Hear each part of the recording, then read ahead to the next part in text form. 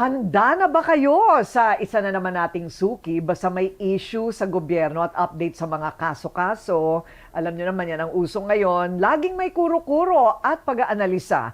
Itong expert na political analyst na si Ronald Llamas. Bago siya mag-abroad, nahuli na naman natin.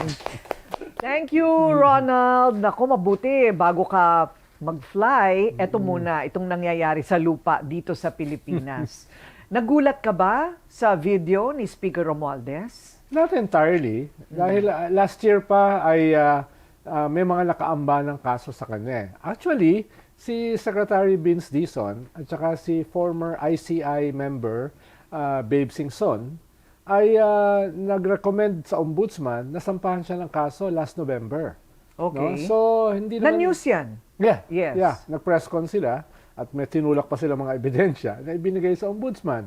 Pero since then, nung sinabi ni Ombudsman Boying Remulla na may makakasuhan at makukulong before Christmas, parang nag-die down yung issue. Nakita rin natin sa Blue Ribbon Investigation Committee sa Senado na lumalabas yung kanyang pangalan, di ba? Nangyari pa nga yung tetestigo dapat sa kanya si Gutesa, pero parang namali yung affidavit. No? Yes, at hindi na ulit bumalik si At Gutesa. nawala na. Nawala na. Oo, nasa na siya?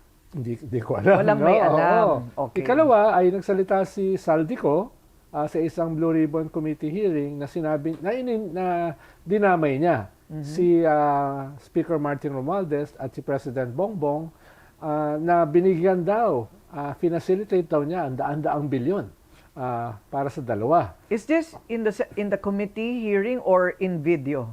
In video. In video. In video Okay. sa committee hearing. Yes. Oo. Okay. Pero dahil wala naman siyang official affidavit at wala siya rito, wala rin nangyari legally. At bigla rin siyang nanahimik. At bigla siyang nanahimik. Oo. No? Until now. Okay. Okay. So, okay, magsimula tayo sa biglang pagkakadakip kay Ginoong Saldico. Maraming kuro-kuro yun eh. Sabi nila, hindi totoo yan. O kaya sabi ng mga iba, luto yan, may deal na yan, kaya nagpahuli. Yung iba naman, ang tanga-tanga naman niya. Bakit naman siya nagpahuli? Ang tagal niyang nakawala. So ano ba talaga ang kwento sa pagkakahuli kay Saldico? Siyempre, hindi natin sigurado yung mga detalye. No? Sabi nga ni Harry Roque, fake news. Hindi naman daw nahuli. Pero mukhang ang fake news si Harry. No? Mukhang inamin naman ng Czech government na hawak nila in custody sa Czech Republic. No? Ngayon, ang nakakapagtaka ay bakit siya lumabas ng Portugal na wala naman tayong extradition treaty. Saan ba siya pupunta? Sabagay, maganda ang Prague. Okay. No? So mamamasya lang sana siya? Or inom siya ng beer. Masarap ang beer sa Czech Republic. The best beer in the world daw. So Okay. hindi natin alam yung exact na dahilan. No? Pero ang alam natin, siya ay nahuli crossing the border, no, sa Czech Republic. Ang mukhang ang Because all border patrols have been alerted. possibly or Yeah. na random check siya. Or if he stayed Oo. in Portugal, he would have been safe in Portugal. Most probably. Dahil wala Kasi- tayong extradition treaty Right. noon. No? Okay. Ang hindi natin sigurado, meron ba siyang Portuguese passport? Dahil kung meron siyang Portuguese passport, isosoli siya ng Czech Republic sa Portugal. Yun ang rules nila within the Schengen Okay. area. No? Pero mukhang wala. Dahil papunta doon, o pumunta na ron, si DOJ Secretary para kausapin yung Czech government kung pwede na siyang kunin. Hindi ko lang sure kung through extradition or through Interpol red notice. No? Okay. So, ganun yung mangyayari. Parang ang balita ay matagal na yung red notice application ng gobyerno, last year pa. Pero parang wala pang pag-usad. Probably until now. Kaya itong arrest ni Saldico could be a possible trigger dito sa latest development dito kay Okay. Speaker Martin Romualdez. Pero so far, mukhang mananahimik na lahat ng mga kuro-kuro na hindi naman talaga nila hinahanap si Saldico eh. So may ganon na parang, because it is in the best interest of Malacanang not to bring back Saldico. Could be. So, I mean, so what, were they serious or parang they just thought that maybe it's time to be serious? Well, hindi natin nakita yung papeles, pero ang balita ay last year pa sila nag-file sa Interpol ng request for a red notice for Saldico. No? Dahil wala tayong extradition treaty sa Portugal, malamang ang request nila, yung Interpol ang kumausap sa Portuguese government para siya ay hulihin. Okay. No? Pero wala tayong papeles. Siguro pagbalik dito ni Justice Secretary, baka may dala siya mga papeles para ipaliwanag ito dahil medyo mum sila rito sa mga developments. Oo nga. Oo, parang bigla na lang nahuli na namin. Okay, so presidente pa mismo. yes. nag-announce. Yes. At naniniwala ka na talagang babalik siya. Most probably. Pero hindi ko alam yung legalities dahil nga hindi natin alam ano ba talaga yung status On niya. what basis? Ano ba Oo. talaga status niya, no?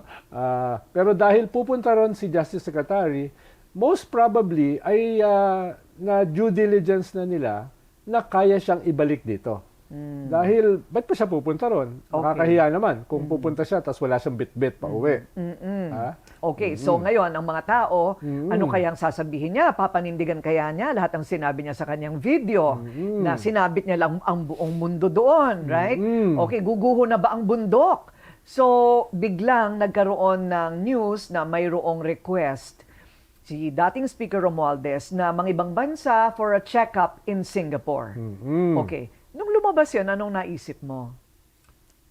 Nung lumabas, paano lumabas lang yan nung lumabas yung balita na nag-request ang ombudsman na i-deny Right. yung kanyang request to leave the country. Na meron siyang travel authority, allegedly, from the government. Usually, travel authority, galing sa speaker or galing sa executive secretary. No? Ang sinasabi ni Martin Romualdez, meron siyang nakuha. Kaya siguro nakaabot sa ombudsman. Nalaman lang natin ito dahil lumabas yung balita na nire-reject ng ombudsman o pinapa-reject niya yung travel authority. Doon pumutok itong issue nito. Tapos lumabas yung balita na nag-request din yung ombudsman na i-freeze yung kanyang accounts. At doon na nakita natin na nagsasalita sa isang 11-12 minute video si Speaker Martin Romualdez na traditionally hindi masyadong nagsasalita, di ba? In all this time, hindi talaga siya nagsasalita. And puro mga short statements lang. And he is consistent in saying na let the evidence lead to wherever it will go. So, itong kailangan niyang umalis ng bansa, kahina-hinala ba ito? Dahil nga doon sa parang napipintong pagbalik ni Saldico. Hindi ko alam yung kanyang health condition. No, hindi tayo privy ron. No? Sabi kasi niya, magpapacheck up siya ng kanyang puso sa Singapore. Ang sabi naman ni Ombudsman Boying Remulla, marami naman tayong magagaling na doktor dito. Ba't hindi dito na lang? Bakit yung timing ay sabay-sabay na naghahanda siyang kasuhan siya, tapos parating possibly si Saldico, doon siya nag-request ng travel authority, no? Kaya siguro the plot thickens as far as Boying Remulla is concerned. Kaya nag-request siya na magkaroon ng precautionary hold departure order, no? Okay. Ang tanong naman ng kampo ni Speaker Romualdez, kung si Vice President Sara Duterte ay nahaharap nga sa isang impeachment complaint at siya ay nakakalamyerda sa buong mundo, bakit daw siya, Speaker Romualdez, na wala naman daw kaso, wala pa namang whole departure order, ay hindi pinapayagang umalis? Siguro dahil yung impeachment case kay Vice President Sara is not a criminal case. Ang impeachment case ay tatanggalin siya sa posisyon. Hindi naman siya kakasuhan para makulong. Okay. No? It's tatanggalin siya sa vice presidency. It's a political... Yes, at saka ongoing siya. Ongoing siya, no? Na sabi nga niya hindi siya harap, no? Yung kay Speaker Martin, mas komplikado dahil ito ay possibly a criminal case involving possibly plunder, money laundering, or malversation of funds with falsification of public documents. So they might as well... Na alam ko, non-bailable, no? Non-bailable, so meaning may kulong. Yes. Pag nakasuhan siya, automatic kulong siya, katulad ni Bong Revilla. Right. Okay. So shouldn't the ombudsman by the same logic file cases or at least issue whole departure orders against everyone who has been accused. Like for example, Speaker Chis Escudero, Traigib, Adrian. So hindi ba ganun dapat 'yon? I think so. Hindi, Pero ko, wala. hindi ko alam kung meron na talagang whole departure order sa kanila. Siguro ang nakatrigger dito sa kaso na ito ay yung immediate na request to travel. No? Okay. Hindi ko sigurado kung merong request si Chis Escudero to travel or si Traigib. So that or the ombudsman would only act if there is a request. Yes, possibly, no? Pero dahil nag-unfold pa lang yung kaso, ngayon ko pa lang nakita yung kaso na isasampa kay Speaker Martin eh. Ngayon ko pa lang nabasa, medyo mahaba, 60 plus pages eh, no? At kasama sa ginagamit na dahilan ay yung kay Gutesa na missing, yung 18 Marines, no? Na hindi ko alam kung ano yung status ng kaso, si Saldico, no? Yun yung nakalagay doon sa kaso, no? Na sinasabi naman ni Speaker Martin, teka, mismo yung ICI ay hindi nagbigay ng judgment tungkol dyan sa tatlong issues na ini-invoke nyo, no? At missing si Gutesa, wala si Saldico, etc. Pero baka probably ang tingin ng ombudsman may probable cause para magsampa ng kaso, no? Mukhang ang balita ay sasampahan na siya ng kaso sa Sandigan Bayan. No? Based dun sa yung testimonies. tatlo na sinabi ko. Puro mga testimonies, no? Yes, Right. yes. Oo. Ang reaction kasi ng media doon, Ronald, is okay, testimony. Pero sa mga panahon ngayon, para sampusang pera ang testimonya, no? Hindi tulad ng panahon ng impeachment of, say, former President Erap Estrada. In this case, parang wala pa talagang mga like super hard evidence, like a money trail or documents or actual photos of money being exchanged. So, puro mga testimonya ito na sinasabi mo na baka basis ni ombudsman. Paano nga, hindi naman natin talaga alam kung ano yung ebidensya na mahawak nila. Perhaps they have something more, no? Pero ang limited na alam ko, hindi naman tayo abogado, ang limited na alam ko, katulad na nangyari kay Bong Revilla, pag nasampahan ka ng isang non-bailable case, no? Whether weak or strong yung kaso na magpo-proceed, no? Magpo-proceed yung kaso, kulong ka muna. Ayun. Dahil non-bailable yung case eh. Even as you are not proven guilty yet, Of course, maghihintay ka sa loob ng preso. Yes. Ayun. Yes. Halimbawa, kung plunder yan, mas mataas yung evidentiary requirements. At tapos mas mataas dapat yung allegedly ninakaw na pera, mga 50 million up. Sa technical malversation, 8 million with falsification of public document, mas mababa. So hindi ko alam kung anong gagamitin dito na kaso laban kay Speaker Martin. Pero either way, ay usually pag nasampay ang kaso na yan, na non-bailable, ay habang umaandar yung kaso, nakakulong ka.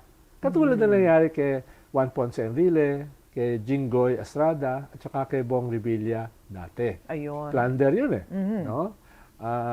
Kaya yun, with limited evidence, hindi pa talaga natin alam eh kung ano mangyayari dito. Ang nakukuha lang natin bits and pieces eh. Right. No? Bits and pieces kay Saldico, bits and pieces dito sa alleged precautionary whole departure order, yung speech ni Martin Romualdez na pinangalanan niya si Chis Escudero at saka si Saldico Okay, na ito before we may go, kasalanan. No? exciting. Oo. Pero, bago yan, do you think this is premeditated on the part of Speaker Romualdez, that he timed it, his departure from the Philippines, precisely to evade the law? Hindi natin sigurado. Hindi natin Dahil sigurado, na ang oo. kanyang dahilan ay health reasons, Oo, di ba? oo. Mahirap naman i-contest yun. Di naman alam natin yung medical records niya, di ba? Ang sinasabi, ang nakikita lang natin, connecting the dots. Ito yung ginawa ni Ombudsman dahil ang tingin niya, may possibility na i-evade yung pinaplano niyang kaso. Okay. Ang sinasabi kasi ni Speaker Martin, teka, wala pa namang kaso eh. Oh, teka, wala pa namang whole departure order. Teka, wala namang formal freezing ng aking accounts. Dahil dapat yan ay dadaan pa sa korte. Pero, ang power kasi ng ombudsman, malakas din eh. No? Kung sabihin ng ombudsman, tigil muna yung paglabas, baka kasi tumakas. No? Sumunod. No? Talagang hindi siya pinayagang lumabas. No? Kahit ini-invoke ni Speaker Martin Romualdez na wala namang whole departure order, napigilan siyang lumabas through a precautionary whole departure order ng ombudsman. And almost immediately, nakapaggawa na siya ng video. Nakagawa na ng video, na-release na rin almost just a day apart from the parang declining his request to travel. So what is this an act of, is it an emotional decision that he should come out with that all of a sudden? O parang armas na niya yan, na ready na niyang sabihin? Kasi hindi pa naman niya talaga hinihila pababa lahat ng sinasabi niya. Hihilahin din niya pababa, no? Parang, it sounds like a threat more than anything else. So, this gun that he seems to have been wielding this whole time, parang nakahanda na. So, galit ba siya? O naghihinala ba siya na may gagawin na talaga sa kanya? Bakit parang ready siya? It could be all of the above. Una, dahil nga last year pa ito nakaamba sa kanya. So medyo may panahon siya para paghandaan ito at pag-isipan. No? Tingin ko impulsive dahil medyo galit siya. At hindi naman siya usually galit. No? Kung na papanood mo si Speaker Martin Romualdez. No?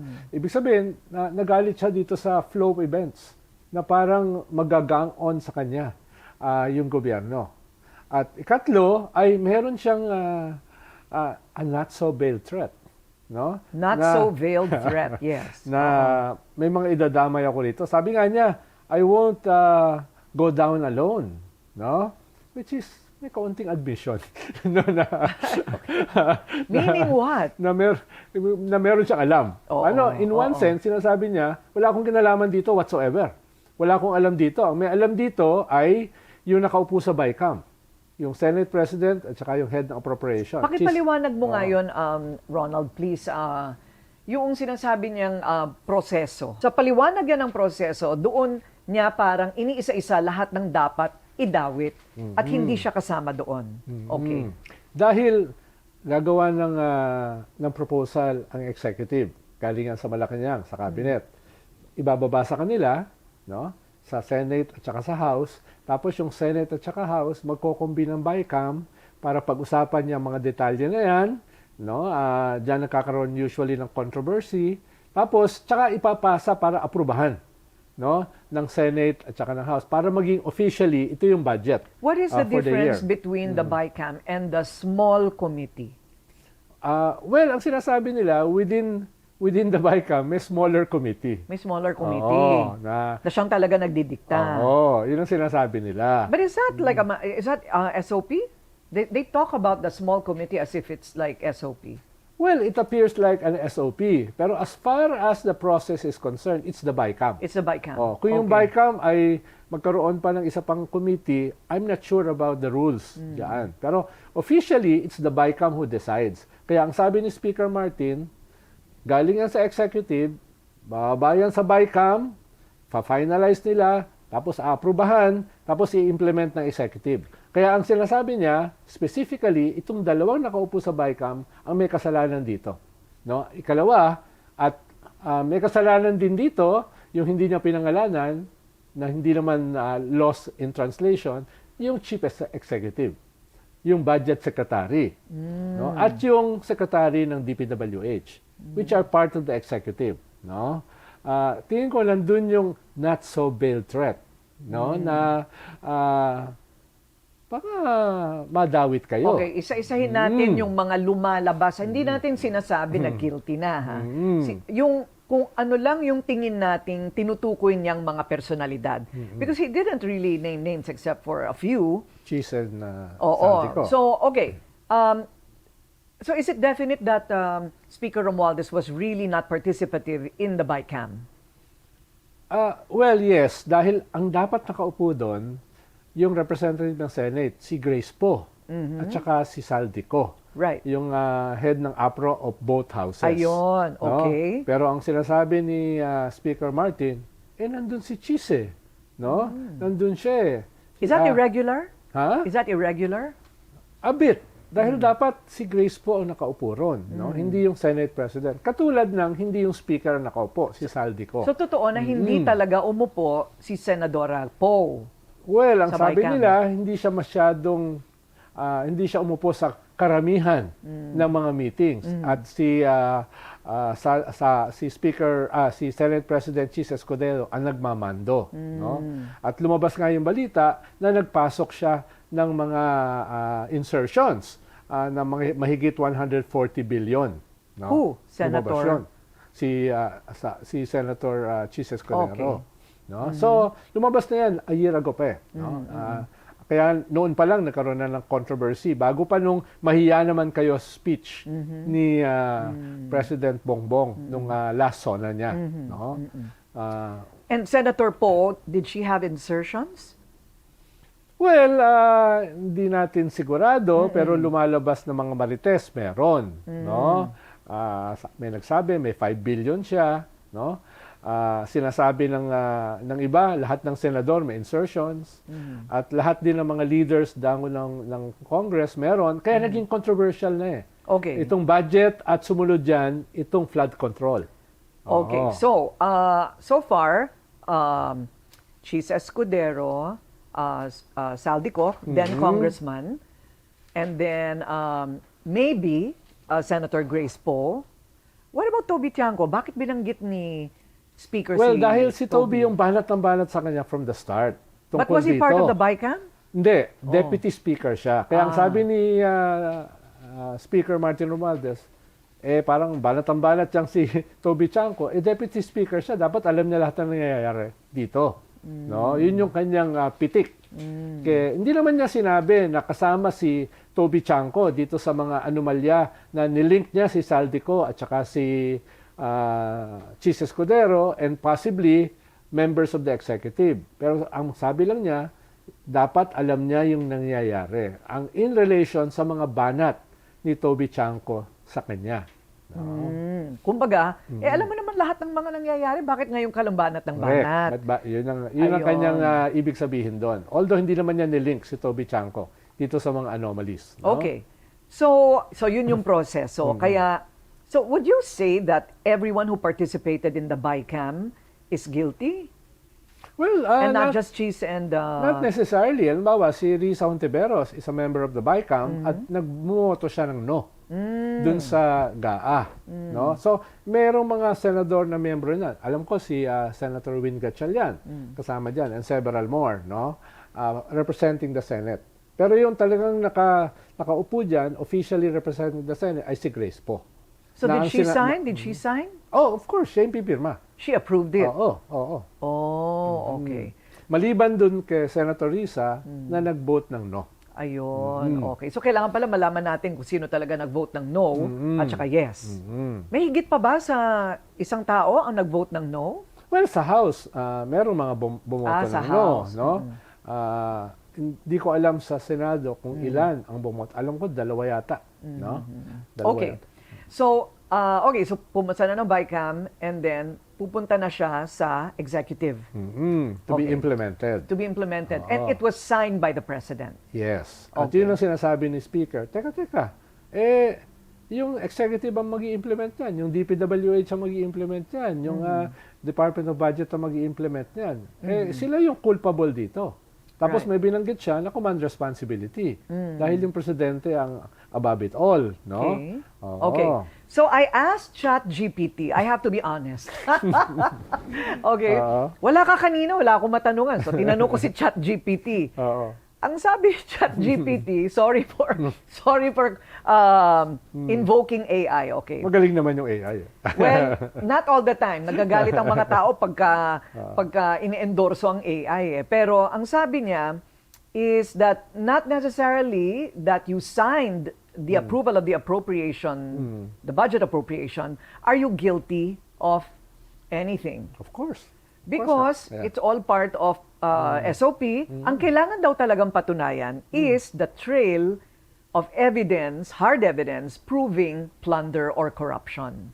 Yes. Tama ba? Yes. Okay. Katulad nitong lumabas sa Blue Ribbon na lumalabas na una, marami mga ghost projects, marami mga projects na unfinished or hindi na-achieve yung purpose niya at umaamin yung ilang mga tao sa DPWH, nagbigay sila ng billions no dito sa mga contractors at dito sa mga kongresista na kaibigan nito mga contractors, no. Kaya halimbawa, yung kay Chis Escudero, parang may smoking gun yung kanyang partner na Singu, na sabi ni Yusek Bernardo ay binigyan niya ng pera upon the request ni Senate President Chis Escudero. Kaya si Yusek Bernardo naging state witness, which means na hindi siya kakasuhan at hindi babawiin yung kanyang mga ninakaw. Kaya very compelling pag ikaw ay naging state witness. Which means na yung testimony mo gagamitin, no? Laban doon sa mga kinanta mo, like Chis Escudero. No? Okay. Hindi ko sigurado kung ano yung hawak ng ombudsman dahil doon sa Blue Ribbon Committee, hindi nagpakita si Gutesa. No? At wala naman dito sa bansa si Saldico. So hindi ko alam kung ano yung gagamitin. Kung hawak nila against Martin Romualdez, no? Ayun. So ang kaya lagi sinasabi ni Martin Romualdez, legally ay weak yung kaso laban sa akin, no? Dahil wala namang talagang testigo, no? Maliban siguro doon sa 18 Marines, no, na medyo malabo pa yung Parang nabubuwag na yata itong 18 Marine story na Medyo ito hindi pa di ba? Oo, Hindi dahil- umuusad eh. Yeah, dahil 18 pumirma ng isang affidavit na sabi ni Ombudsman Boying Remulla, parang ang labo na yung 18 lagi magkakasama dahil isang affidavit lang.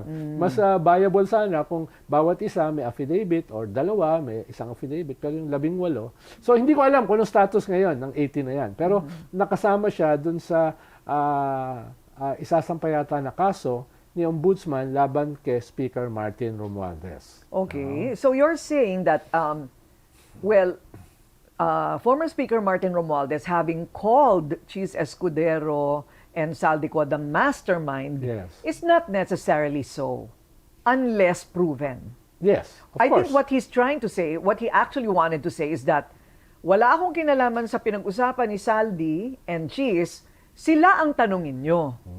Because sila ang namuno at nagmando sa appropriations ng budget. But to prove that they actually misused those funds or Court of- abused it, Sa Court of Law yan. court of law na yon. So Court of- bawat isa kailangan mapatunayan with evidence. Yes. No? Okay. Pero pwede silang i-charge. At kung ang charge sa kanila ay plunder, malversation, etc., ay non-bailable, pwede silang makulong kagad. Kawawa naman pag mapag-initan ka ng gobyerno. Hindi naman sila impeachable persons. No? Right, Like the okay. president at saka yung vice president. No? Kaya, Pero wala ka bang laban doon? Pag napag-initan ka ng gobyerno, sasabihin, okay, you non-bailable offense, kulong ka. You siguro, cannot pwede ka, contest it? siguro, hindi ko sure, di ako abogado. Pwede ka siguro tumakbo sa higher court. Yeah, higher court. No? Halimbawa sa Supreme Court. No? Pero usually kasi, pag may jurisdiction na halimbawa yung Sandigan Bayan, no, until madesisyonan yung kaso, hindi naman mag-i-intervene yung higher court. Pag yung may jurisdiction na. No? Unless may grave abuse of discretion na nangyari. No? Pero usually, traditionally, pag nagsimula na yung proseso, after the fact na, sila makikialam na kung tama o mali yung ginawa ng korte. Okay. So, do you think this is like a desperate move? Parang last resort na yata itong ginawa ni former Speaker Martin Romualdez. Well, probably. I mean, with not so veiled threats. Dahil precautionary hold departure order, hindi ka pwedeng lumabas. No? Tapos, yung possibility na dalhin dito si Saldico, na kinanta ka na, no, doon sa Blue Ribbon video. At meron pang ibang mga kaso na kahit hindi pa kumpleto, ay posibleng gamitin laban sa iyo, yung kay Gutesa at yung 18 Marines. So medyo ninervyusin ka na, no? Ninervyusin ka na. At depende kung anong kaso isasampa sa iyo, pwede ka makulong immediately, no? Kaya yung mga nagtatanong, ano ba to? Sunugan na ba to ng tulay doon sa magpinsan, sa presidente at sa speaker? Mukhang Did we nasunog. not predict that? Mukhang, oo nga. Did we not predict Yes, that before? That yes. in the end, it would be a survival between BBM or Martin Romualdez? Yes, yes. So it has come to that. Yes. At Oo. tingin ko, isang dahilan din dito ay gustong sabihin ng Malacanang na yung banat sa kanya, na wala silang nahuhuling big fish, merong gumagalaw na yung baso. Merong effort. Tingin ko yun ay could be part of this. Ikalawa, yung atake sa kanila ng mga DDS. Ba't kami lang ang kinakasuhan? Bakit yung pinsan mo? Bakit yung dating speaker? Sa amin, daan-daang milyon lang. Yung ito ay bilyon-bilyon. Although non-sequitur yun, it doesn't follow, di ba? Right. Pero mukhang dito, at this point, sinasagot nila yan. No? Lalo na today, na yung lumabas sa Justice Committee ngayon. Very compelling yon. Meron palang 6.7 billion na Oo nga. pumasok at lumabas sa pera ng mag-asawang Sara at Mads Carpio. Teka na wala muna, sa bago tayo salayan. pumunta dyan. Oo. Ito munang si Martin. Ano ang ending nito? When he said, I am not going silently. I am not going down alone. I know things and nothing could have happened without the knowledge of the executive. So he means the first couple or just the president? Well, ang binanggit kasi niya yung commander-in-chief, yung may command responsibility. No? Although wala naman siyang binanggit na specifics, di ba?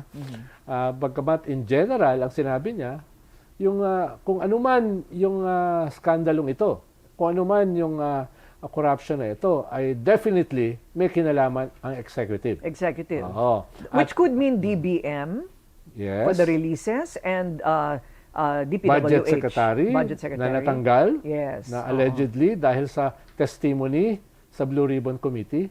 Di ba? Kinanta siya nila Yusek Bernardo. No? At mukhang yung ugnayan niya kay Yusek Traigib sa DepEd. No? Pero parang wala namang kaso na nakaamba kay Pangandaman at saka kay Executive Secretary Bersamin. Pero meron sa kanilang mga tao, like katulad kay Traigib at saka kay Adrian Bersamin. No? Right, right. So, DPWH was during the time of Secretary Bonoan. Yes. Bonoan. Yes. Not Vince Dizon. No. Oo. Ano nangyari kasi si Vince Dizon nung sumabog na tong skandalo? Siya nga yung naghahanap ng mga mali eh. Yes. At ng mga hindi tinapos, right? Okay. At siya yung nagsampa ng maraming, o nag-recommend ng maraming kaso sa mga congressmen at saka sa mga tiga-DPWH. Sa ngayon, as we are doing this interview, wala pang pahayag ang Malacanang. Wala talaga. You know? Tahimik. Only Rowena Guanzon. But never mind. Nakita ko rin yan. Di ba? Best friend mo. Okay. So, ano kaya ang iniisip ngayon ni BBM? Hindi ko sure, pero probably behind the scenes, ay may mga nag-uusap-usap, no? Pwede ba itong ayusin, no? Ano bang pwedeng gawin dito, no? In the real world, nangyayari Yeah. yan, di ba? Oo. Yeah. Kasi doon sa, ang pakiwari ko doon sa mga sinabi sa lahat ng pahayag ni Speaker Romualdez, there is a door. I mean, the door has not been closed. It was a threat, but it still isn't, imminent, kumbaga. So, anong palagay mo? Nagkakaroon na sila ng mga backdoor negotiations? Could be. Paano yung basically in so many words, ang sinasabi ni Speaker Martin, you threw me under the bus. No? Or at least papunta na ako sa ilalim ng bus. Ang sabi naman ng mga kaibigan ng presidente, Martin also threw the president under the bus doon sa ginawa niyang speech. Right. No? Kaya yung sinasabi mo, Corina, baka meron pa namang kaunting kabukasan yung pintuan. Sinasabi ng iba, baka wala na. Baka nagkasunugan na ng tulay. Baka nagkalaglagan na. Baka yung threat ay na-burn the house down, baka nagsimula ng sindihan. No? Paano definitely gagamitin ito ng mga kalaban ng presidente. Actually, nung minomonitor ko yung social media, yung mga DDS talking heads ay ironically sinusuportahan si Speaker Martin, no? Na dati ay galit na galit sila, Oo, di ba? oo. Parang dati galit na galit sila kay Saldico, pero nung nagsalita si Saldico, sinusuportahan na nila si Saldico against the President and against Martin. Ngayon naman, sinusuportahan na nila si Martin against the President. Kaya definitely, i-weaponize ito ng mga kalaban nila. No? So it will be a battle of narratives eh. Dahil ang sasabihin ng Malacanang, sabi na sa inyo eh, tutuloy namin yung mga big fish eh, na medyo na-delay lang ng konti, pero itutuloy-tuloy namin. Katulad ng promisa ni Boying Remulla na by May, kakasuhan si Cheese at saka si Speaker Martin Romualdez. At ngayon nga, wala pang May, ay nagsisimula na. No? At in between, baka kasama na rin dyan si Joel Villanueva at saka si Jingo Estrada na mas advance yung kaso dahil may preliminary investigation na eh. Si Cheese nga at saka si Speaker Martin wala pa eh. Pero yung dalawa meron na. So mukhang maraming magiging involved dito. Baka yung sinabi ni Boying Remulla na Mayo ay marami na makakasuhan, baka hindi na ito katulad nung sinabi niya last December na nag-overpromise siya pero nag-underdeliver. No? Baka ngayon ay tutuloy-tuloy na nila, no? Itong promisa nila. Hindi kaya lang biglang nagtuloy-tuloy ay dahil biglang nahuli si Saldico? O talagang balak talaga nilang ituloy-tuloy from the very beginning? Tingin ko, sa naamoy ko more than 2 weeks ago, at dun sa statement ni Boying Remulla, before nahuli si Saldico, ay hiwala yon.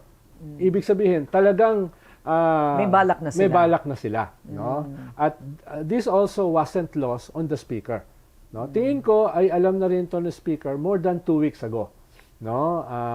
Dahil syempre may mga contact naman yan sa loob ng gobyerno. Kaya nalalaman din naman niya na tutugisin na ako. Even before yung statement ni Boying Remulla. Nakadagdag itong kay Saldico. Na ang tingin ko ay not necessarily by design. No? Most probably it's an accident. Again, I'm not sure sa objectives. That's what some people say. It was an accident. Okay, na nahuli siya.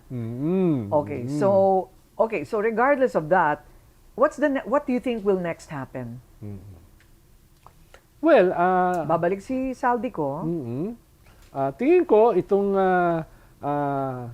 itong nakasulat na kaso ni Boying Remulla na more than 61 pages, baka maging mahigit 100. Baka idagdag itong si Saldico. Okay. Okay. As an addition, no? Right. Hindi natin sigurado, no? Pero kaya itong not so bail threat ni Speaker Martin ay dahil halos sigurado na niya na markado na siya. No? Wow, the fireworks have come early this year. Hindi na tayo naghintay ng bagong taon. Okay, so ang susunod naman naming pag-uusapan, political analyst Ronald Llamas still with us in our next episode is the impeachment effort against VP Sara. Ayan. Kaya hope to see you in our next one. Thank you, Professor. Professor ka ba? Drop out, paano ako maging professor? Okay. Political analyst na lang, Ronald Llamas, in our next episode.